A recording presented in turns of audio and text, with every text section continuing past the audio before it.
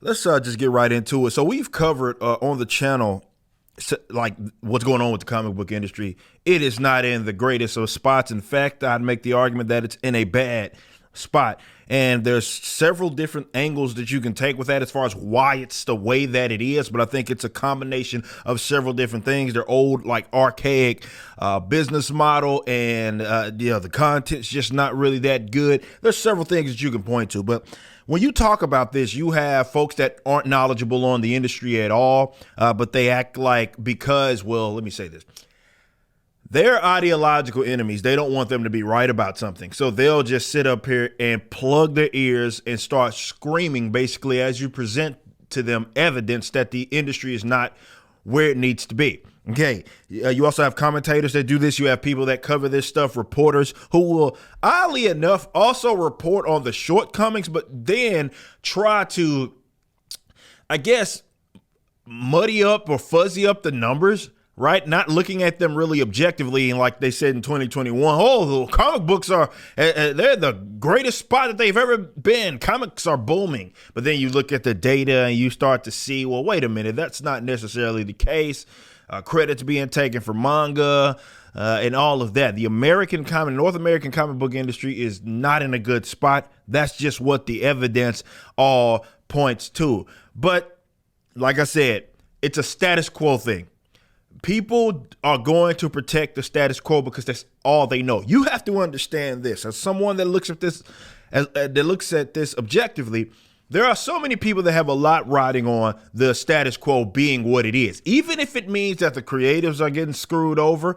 But that's all that they know because they fear what's on the other side of it. Maybe it's they actually know it and they don't like what it looks like, or it's just that uncertainty.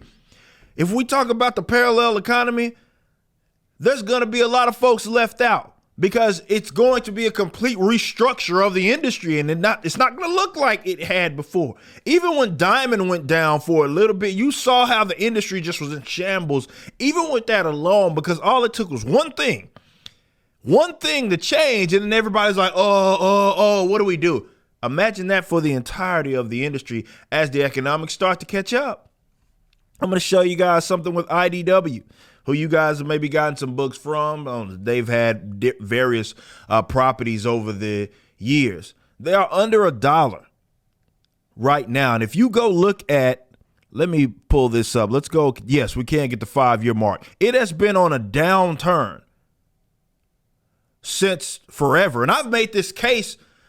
Look, if you're not propped up, which like some of these companies are propped up by some like corporate powerhouse like Warner or like Disney or something like that has other ways to subsidize you, you're in for a rude awakening, period. Because your model has not been sustainable, and you've seen it. We talked about Aftershock, who did fairly decent at one point.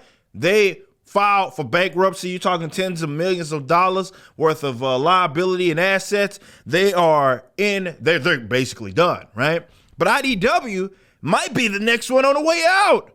And we're not just talking about small publishers, bro. IDW is one of the top publishers in terms of what they deem as like the major indies, right? They gotta be top 5, 6, right?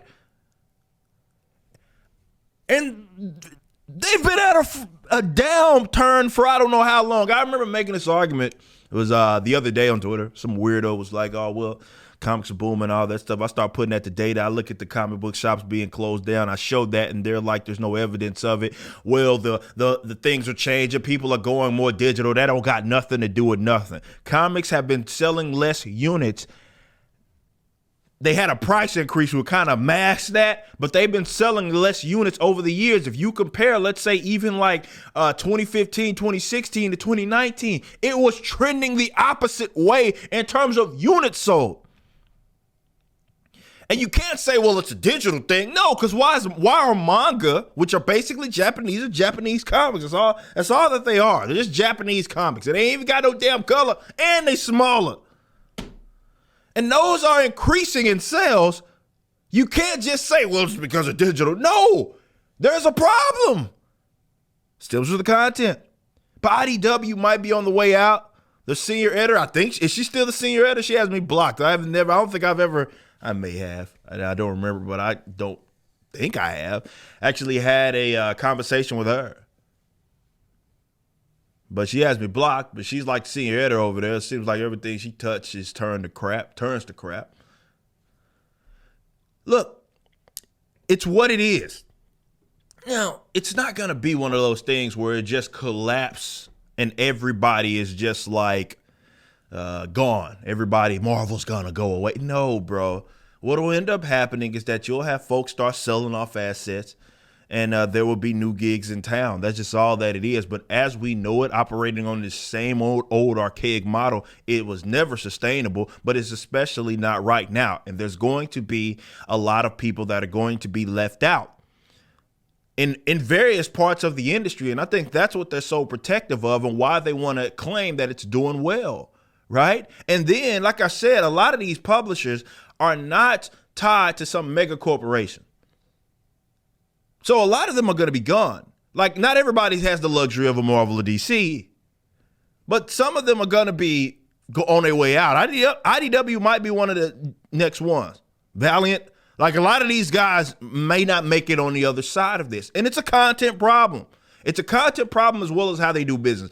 I say this, look, I knew just outside looking in the problems that were there. I've talked about them a lot, the issues that have actually plagued this industry.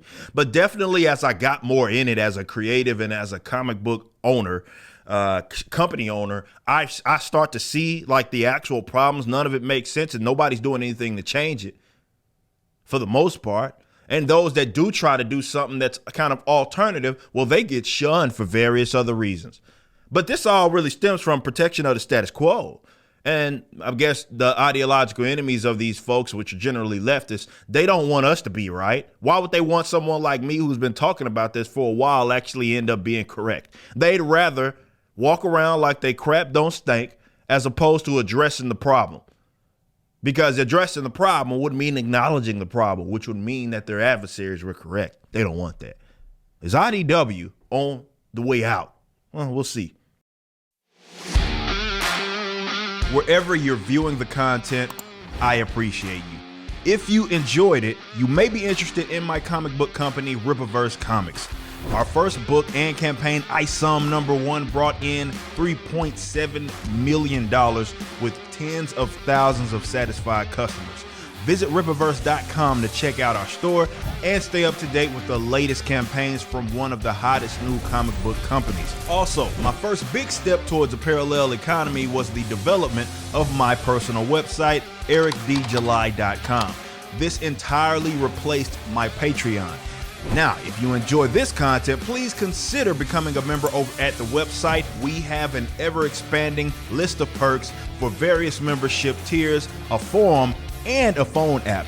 Some of these perks will even benefit you if you're fans of the Rippaverse. Anyway, I appreciate you so much for being a supporter and or customer. I even got a little love for my haters.